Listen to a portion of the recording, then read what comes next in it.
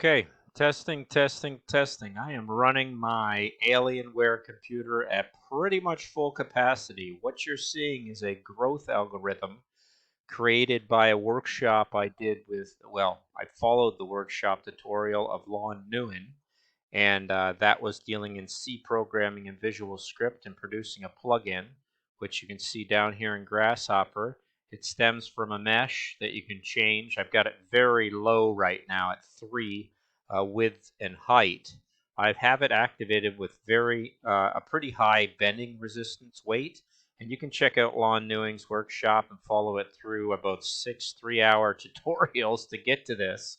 And then what I did was I went in. Now keep in mind I'm in Grasshopper, in Rhino, in Revit, so that's what's being generated in real time, and it's pretty slow because it's just trying to do as much as it can.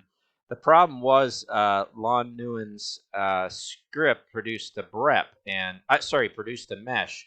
So then I had to go in, and it's not too hard to find online a clustered version of maybe. And you see, just sliding this thing around takes so much time. Up here, we've got a turntable that's not so much spinning in Rhino, so I guess I'll just take that off. But it takes so much time to just move your mouse around in here because this is generating and growing. Grasshopper is moving, and I'm just trying to turn off my turntable, and you can see that's an issue right there. Um, just try to stay on one. There we go. That might speed it up a little bit. But Grasshopper is not moving so well, but this is still being generated. Uh, and I think I just crashed it.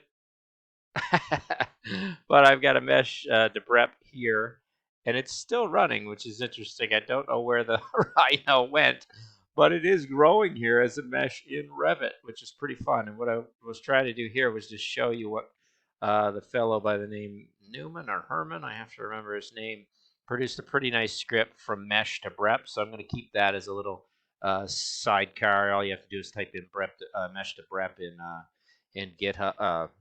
I guess just on any forum, or you'll come across it pretty fast. But they've clustered it for me, so I was able to bring it into the script pretty small. So the script doesn't look too big, but it's actually up here up the top, but it's actually pretty complex, and I'm not sure, like I said, where my Rhino went in my so I'll just take my lovely face and stick it down here. It's running, and if I could zoom back into here, it takes about. I thought it was going to take 15 seconds between frames, but as this grows, of course, the meshes should be getting more and more complex in all these tight little areas. So I've let it run too long, and it started to get a little jammed up. But I'm trying to push what I know to the limit from C sharp, considering making my own plugins. Obviously, being pretty proficient at Grasshopper after a couple of years, knowing where to find information, if not how to build the scripts myself, which I'm pretty confident in. But I am completely new to Revit, so to download Revit 2021 was pretty fun, and to see that there was this kind of new, I think it's under Manage. There's this new kind of generative and optimization techniques that you can use, which is why I was going into it. But all of a sudden, I found out from Rhino Inside that Scott Davidson was doing work with kind of bypassing, I guess, Dynamo in Revit, and you could work directly in Grasshopper. So I was thinking to go to Archistar Academy and get all my skill sets down for the CAD version of Revit and Dynamo, but mix that with the new work that's coming out of Revit with Jeremy Graham online on LinkedIn Learning.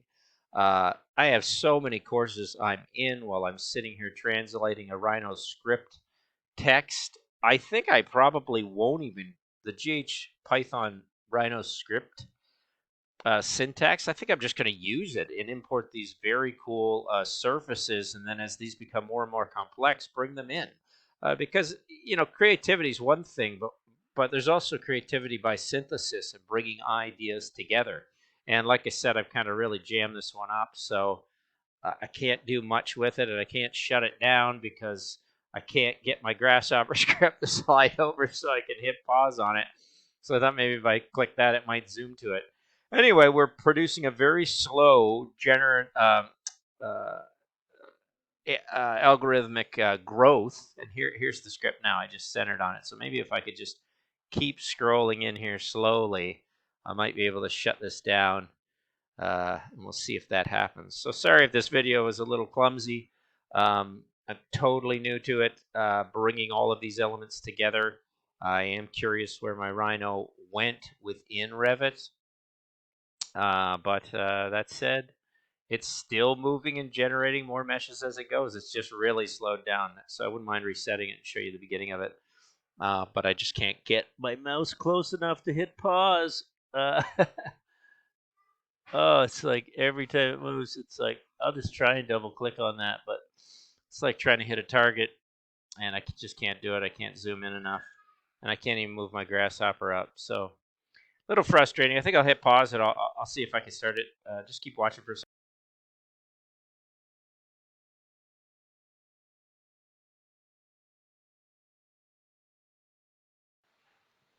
No, I think it's shot. I'm trying to just, nothing's responding. I think I let it grow a little too far and go a little nuts. Well, I'll try it again later.